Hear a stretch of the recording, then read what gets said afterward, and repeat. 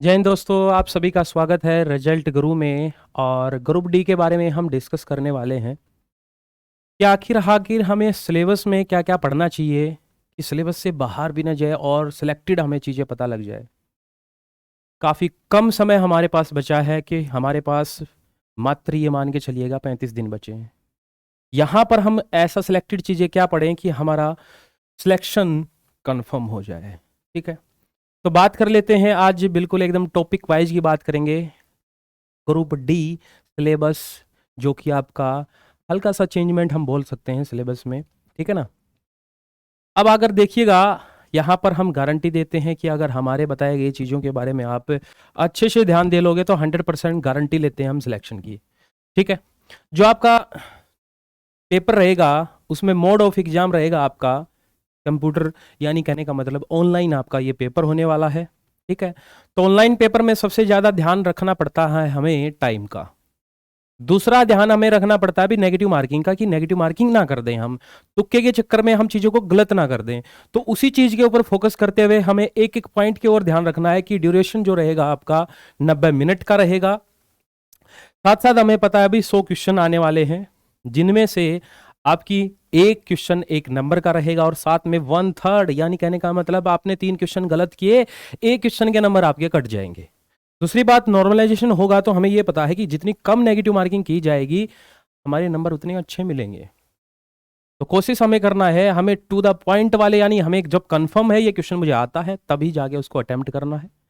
वरना भावनाओं में बहने के चक्कर में आप वैसे क्वेश्चनों को अटेम्प्ट कर देते हो जिसमें आपको लगता है कि ये क्वेश्चन कुछ सुना सुना सा लग रहा है, ऑप्शन देखे देखे से लग रहे हैं। और एग्जाम में तब आप जब तुक्का मारने पे आ जाते हो आपको सारे क्वेश्चन ऐसे ही लगने लग जाते हैं। इसका आंसर दो, एक हो सकता है, जीरो हो सकता है, दो हो सकता है, तीन हो सकता है, ये बाबर हो सकता है, हुमायूं हो सकता है, कुछ भी। ठीक है ना। देखो हिस्ट्री तो बहुत कम, कल्चर के बारे में तो कुछ आ सकता है लेकिन हिस्ट्री के बारे में नहीं पूछा जाएगा, साइंस मैक्सिमम आएगी। सब्जेक्ट देख लेते हैं आपकी, एक मैथ रहेगा, जीए रहेगा, करंट अफेयर रहेगा, जनरल साइंस रहेगी। यानी कहने का मतलब हमें फोकस करना है साइंस के ऊपर। साइंस में आपका क्या रहता है, वैसे तो बाइक जो ऑफिशियल नोटिफिकेशन है उसमें लिखा हुआ है 10वीं क्लास तक की जो सीबीएसई का जो भी आपका सिलेबस है साइंस का वही आएगा, जिसमें आपको बहुत अच्छे तरीके के फिजिक्स के क्वेश्चन बहुत अच्छे पूछे जा रहे हैं। पिछली साल भी हमसे, मतलब पिछली बार जो हमारा पेपर हुआ था उसमें भी बहुत अच्छे क्वेश्चन आपके साइंस से रहे थे। और साथ में आपकी रीजनिंग भी रहेगी। ठीक है, मैथ और रीजनिंग का जो सिलेबस है वो सेम रहेगा, क्योंकि हम पहले भी पढ़ते आए हैं मैथ और रीजनिंग के बारे में, तो उनका सिलेबस आपका तकरीबन सेम ही है। डिफरेंस क्या रहेगा, कुछ स्टेटमेंट वाली चीज़ें आती हैं, जैसे नंबर सिस्टम से आपको पूछ लेगा कि भाई पाई रेशनल नंबर है, ये रेशनल नंबर है, प्रमेय संख्या है या अपरिमेय संख्या है। इन चीज़ों के बारे में पूछेगा, वो हम टॉपिक वाइज भी उनका डिस्कस करने जा रहे हैं। ठीक है, देखिएगा 25 आपके क्वेश्चन रहेंगे और 25 ही नंबर रहेंगे किसके, साइंस के। साइंस प्योर साइंस आएगी आपकी। ठीक है, मैथमेटिक्स में भी ऐसा ही रहेगा, 25 क्वेश्चन 25 नंबर। और जीए और आपकी अगर मैं बात करूं, आपको सिंपली आपसे पूछी जा सकती है रीजनिंग, और बात यहाँ पर आती है जनरल अवेयरनेस जीए के बारे में और करंट अफेयर के बारे में। तो इनके बारे में आपके क्वेश्चन बहुत अच्छे से पूछे जाते हैं और इन पे भी हमें फोकस करना है। और ये भी नंबर आपके लिए बहुत ज़्यादा मायने क्यों रखते हैं, क्योंकि आपके करंट अफेयर में 20 क्वेश्चन बोल रहा है, 20 क्वेश्चन यानी 20 नंबर। यानी आपको करंट में क्या पढ़ना चाहिए, कितना पढ़ना चाहिए, उसके बारे में भी हम देख लेते हैं। जनरली क्या होता है, जब रेलवे के एग्जाम होते हैं, जब भी नोटिफिकेशन निकली होती है वहां से लेके और जहां तक का एग्जाम होता है वहां की करंट अफेयर भी पूछ लेता है। आप बोलोगे सर ऐसा कब हुआ, बेटा एनटीपीसी का जो सीपीटी 2 हुआ था, ये वाला नहीं, मैं पिछले वाले की बात करता हूँ, और इस वाले में भी ऐसा ही किया है। पिछले वाले में ज्यादातर किया गया था कि सीपीटी 2 होने में और नोटिफिकेशन निकलने में तकरीबन तकरीबन 1.5 साल से ऊपर का टाइम था, और उसने जितनी भी मैक्सिमम करंट अफेयर पूछी हैं 1.5 साल वाली पूछी गई है, यानी 1.5 साल पहले क्या था उन चीज़ों के बारे में ज़्यादा पूछा गया था। तो क्यों गलती, ऐसी गलती हम फिर भी कर देंगे जानते हुए, ऐसी गलती हम बिल्कुल भी नहीं करेंगे। तो हम साफ साफ और सरल बातों में आपको समझाएंगे। जैसे कि मैथमेटिक्स की बात करें तो नंबर सिस्टम आपका रहता है टॉपिक। नंबर सिस्टम में जैसे डेसिमल भी आता है, नंबर सिस्टम के अंदर ही आता है। एलसीएम, एचसीएफ, रेशियो, मेंसुरेशन और टाइम, स्पीड एंड डिस्टेंस, सभी टॉपिकों से एक एक क्वेश्चन बिल्कुल आएगा, बेटा बिल्कुल आएगा। कुछ टॉपिक ऐसे हैं जिसमें आपके दो दो क्वेश्चन भी पूछे गए हैं, जैसे कि मेंसुरेशन की बात करूं मैं, बोर्ड मास इसी का है आपका पार्ट, नंबर सिस्टम का ही पार्ट है। आपकी क्लॉक और कैलेंडर, वैसे देखा जाए इसको रीजनिंग के पोर्शन में रखना चाहिए, लेकिन इसने मैथमेटिक्स में रखा, कोई दिक्कत नहीं, क्लॉक और कैलेंडर सीधी बात है, वही सिंपल सी चीज़ है। स्क्वायर रूट के बारे में ट्रिग्नोमेट्री में आसान सी बेसिक आइडेंटिटी आएंगी, ऐसा नहीं कि आपको एसएससी की ही ट्रिग्नोमेट्री पढ़नी है, ठीक है ना।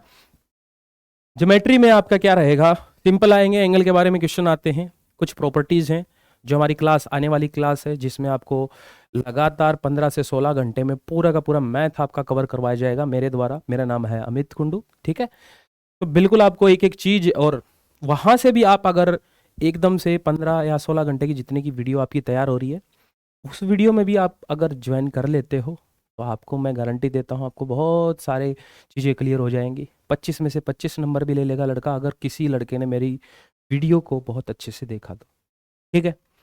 एचसीएफ आएगा, परसेंटेज है। देखिए परसेंटेज के बारे में देखा जाए तो परसेंटेज का टॉपिक बहुत बड़ा होता है, लेकिन डी ग्रुप के लायक क्वेश्चन कैसे आएंगे, संख्याओं से रिलेटेड क्वेश्चन आते हैं। भाई एक संख्या इतनी बढ़ जाती है तो कितना प्रतिशत बढ़ी हुई है, तो बताइएगा ओरिजिनल संख्या क्या है, इस प्रकार के क्वेश्चन देता है, ठीक है। आपको कैलकुलेशन पर ज़्यादा फोकस कर रखा था पिछली बार भी। टाइम एंड वर्क से आएंगे, सिंपल से क्वेश्चन आएंगे टाइम एंड वर्क से, कोई दिक्कत नहीं है। एसआई और सीआई से, एसआई और सीआई से, इन दोनों में से क्वेश्चन सबसे ज़्यादा रहे थे सीआई से, सीआई पे ज़्यादा फोकस करेंगे। अलजेब्रा में बेसिक आइडेंटिटी से आएंगे, 3 फॉर्मूले हैं बेसिक में आपका देखा जाए, ए प्लस बी का होल स्क्वायर, ए प्लस बी, ए माइनस बी का होल स्क्वायर, ए माइनस बी की पावर 3, ए प्लस में बी की पावर 3, तो इनके बारे में भी हम अच्छे से जानेंगे, ठीक है। एलिमेंट्रिंग और स्टैटिक्स में आपकी वही चीज़ें होती हैं भाई, अगर नंबर सिस्टम का ही अगर मैं पार्ट बोल दूं इसको, तो आपको मतलब ऐसे दे देगा कि एक बगीचे में इतने पेड़ हैं, इतने वो चीज़ हैं, ये चीज़ें हैं, मतलब वो हम नंबर सिस्टम में हम इसको कवर कर लेंगे। एज से रिलेटेड क्वेश्चन आएगा, एज प्रॉब्लम को, जिसका एक टॉपिक स्पेशली टॉपिक होता है एज का। कैलकुलेशन करनी, यानी वही बोर्ड मास वाली चीज़ है। कैलकुलेशन में बोर्ड मास की बजाय वो कुछ भी रैंडम सी चीज़ें दे देगा, बोल देगा कि जैसे कि 1/2 प्लस में सीरीज भी आ सकती है, इसी में हम सीरीज भी ले सकते हैं कैलकुलेशन में। पाइप एंड टंकी के बारे में आपको पता है, पाइप एंड टंकी में टाइम एंड वर्क की तरह ही होता है, ठीक है। देखिएगा अभी हम टॉपिक के बारे में डिस्कस कर रहे हैं, फिर आपको नेक्स्ट जो आपका इवेंट रहेगा, नेक्स्ट जो सेशन, इसके बाद आने वाला जो सेशन है, उसमें हम प्रॉपरली आपको ये बताएंगे कि ये क्वेश्चन आएगा, ये क्वेश्चन आएगा, ये इधर से, ये इधर से, ठीक है। प्रॉपर चीज़ें बताएंगे भाई, ठीक है। अभी देखिए रीजनिंग में आपकी क्या चीज़ें दे रखी हैं, एनालॉग, डिजिटल, कोडिंग, डिकोडिंग, वही है एसएससी वाला ही चीज़ें हैं। रिलेशनशिप और जबलिंग वगैरह के बारे में पड़ेगा। देखो डीआई, देखो डीआई वैसे मैथ का पार्ट है और डीआई इसमें डाल रखा है, ठीक है, कोई बात नहीं, ऑफिशियल ने डाला है, दोनों चीज़ें सेम होती हैं, ठीक है। स्टेटमेंट से आगे देखो, स्टेटमेंट वाले क्वेश्चन ये वेरी वेरी मोस्ट इंपॉर्टेंट है, और ये कम से कम आपके 2 से 3 क्वेश्चन रहते हैं स्टेटमेंट के। सिलोग भी बोल सकते हैं, सिलोग से आ सकते हैं, स्टेटमेंट से आ सकते हैं, ठीक है। अल्फ़ाबेटिकल सीरीज का मतलब है आपको ABCD दे देगा, आपको अल्फ़ाबेटिक में उनका नंबरिंग याद होनी चाहिए, किस प्रकार की नंबरिंग होती है वो आपको सर बता देंगे, बहुत अच्छे तरीके से आपको सारी चीज़ें बता देंगे, ठीक है। और मैथमेटिकल ऑपरेशन का मतलब ये है कि रेशियो में कोई चीज़ें दे देगा, वो मैथमेटिकल नहीं होता है, वो रीजनिंग का होता है पोर्शन। जैसे कि बोल देगा कि 11:121 दे दिया, आगे पूछ लिया 13:2 क्या आएगा। ये मैंने एक सिंपल सा एग्जांपल दिया है, लेकिन इस प्रकार के नहीं, कुछ अच्छे क्वेश्चन रहेंगे, ठीक है। बात सही है। वही सब चीज़ें हैं भाई जो आपको making decision, numerical series, analytic reasoning, और ये सारी चीज़ें, वेन डायग्राम, वही सारी चीज़ें, आपको ग्राफ काउंटिंग हो जाएगा, ठीक है ना। मिरर इमेज के बारे में चीज़ें पूछ लेगा, यानी अलग अलग चीज़ें। रीजनिंग आपकी वही सेम रहेगी जो हम कंपटीशन में पढ़ते चल रहे हैं, ठीक है। और रीजनिंग में कहीं क्लॉक और कैलेंडर नहीं लिख रखा है तो ये मत सोचना क्लॉक और कैलेंडर नहीं आएगा, मैथ में आपको लिख रखा है साफ साफ की क्लॉक और कैलेंडर, ठीक है। इस चीज़ का ध्यान रखना है। तो कुछ बच्चे पढ़ के नहीं जाते क्योंकि रीजनिंग का सिलेबस देखा, उठाया और पता लगा उसमें तो है ही नहीं। अब साइंस के बारे में साफ साफ उसने क्या लिखा है, syllabus under this covered question from below 10th level. 10th level के बारे में, subject level of the question would be 10th standard level CBSE। तो CBSE में जो 10th से नीचे के जो जितना भी है उसका कवरेज देगा, यानी इसको कवर करेगा। और जिसमें आपको न्यूमेरिकल भी क्वेश्चन आते हैं, फिजिक्स में न्यूमेरिकल पूछे गए पिछले वर्ष। सभी ने 8th क्लास तक की पढ़ी साइंस, क्यों? क्योंकि कंपटीशन में हम जो साइंस पढ़ते हैं वो 8th क्लास तक की, थोड़ा बहुत क्वेश्चन 9th का चला जाता है, लेकिन इसने बोला 10th तक का। 10th का मतलब आपको फिजिक्स में न्यूमेरिकल भी पूछेगा, मास के बारे में पूछेगा, ये सारी चीज़ें फिजिक्स के बारे में, फिजिक्स में पूछ रहा है। तो बच्चे ध्यान देना है कि फिजिक्स को बहुत अच्छे से कंप्लीट करना आप, क्योंकि मैक्सिमम जो क्वेश्चन रहता है आपका फिजिक्स का रहता है। केमिस्ट्री और लाइफ साइंस, लाइफ साइंस का मतलब जिसमें आपको नॉर्मल क्वेश्चन पूछ लेता है, एक गुब्बारे को छोड़ा गया, एक हल्का एक भारी है, अगर ग्रेविटी का क्या असर रहेगा, ये सारी चीज़ें उसमें आती है। अब देखिएगा जनरल करंट अफेयर। अभी करंट अफेयर में हमें क्या देना है, करंट अफेयर में साइंस और टेक्नोलॉजी से रिलेटेड आपकी करंट अफेयर रहेगी, और आपकी स्पोर्ट्स से रहेगी, कल्चर से रहेगी। देखो साफ साफ लिखा हुआ है इसमें स्पोर्ट्स के बारे में, यानी 3 से 4 क्वेश्चन स्पोर्ट्स अकेला लेके आएगा, ठीक है ना। वो क्या है, छोटे छोटे टूर्नामेंट के बारे में भी क्वेश्चन पूछ सकता है, तो हमें ज़्यादा फोकस स्पोर्ट्स के ऊपर करना है। 3 से 4 क्वेश्चन कवर कर देगा ये। और अवार्ड्स वगैरह के बारे में, इकोनॉमिक्स की जो आपकी न्यूज वगैरह है, जैसे कि पिछली बार हर सेट में पूछा गया, जीडीपी के बारे में बहुत पूछा गया, तो इस प्रकार से इसमें भी पूछा जा सकता है कि जीडीपी के बारे में तो 101% पूछता है, ठीक है। पॉलिटिकल हो गया, और अदर सब्जेक्ट का मतलब ये है कि जैसे कि आपको फेमस कोई किसी की डेथ हो जाती है, या किसी ने बुक इंपॉर्टेंस कोई बुक लिखी है, कोई अच्छी बुक लिखी है, तो इन चीज़ों के बारे में आपको ज़रूर पूछा जाएगा। अच्छा, इसमें स्कीम्स के बारे में नहीं दे रखा, तो अदर सब्जेक्ट में आ जाएगा। स्कीम्स के बारे में भी जो गवर्नमेंट के द्वारा चलाएगी नई नई योजनाएं हैं, तो नई नई योजनाओं का मतलब ये है कि मोदी जी तो हर दिन रोज कई योजनाएं लॉन्च करता रहता है, और आप बोलोगे सर इतने साल तक हम इतने साल की करंट अफेयर पढ़ेंगे। ठीक है बेटा, सिलेक्टेड चीजें देखो पढ़ना पड़ेगा। 20 नंबर साफ साफ लिखा है, 20 नंबर का मतलब मायने रखता है, बहुत ज्यादा मायने रखता है। कंपटीशन के दौर में सबसे ज्यादा मायने रखती है करंट अफेयर। अगर करंट अफेयर कवर कर गए ना, तो आपको पेपर बहुत ज्यादा आसान लगेगा। एग्जाम सेंटर से बाहर निकलते बोलेगा ये पेपर तो मैंने उखाड़ दिया है, ठीक है ना। तो करंट अफेयर का हमें ध्यान देना पड़ेगा, ठीक है।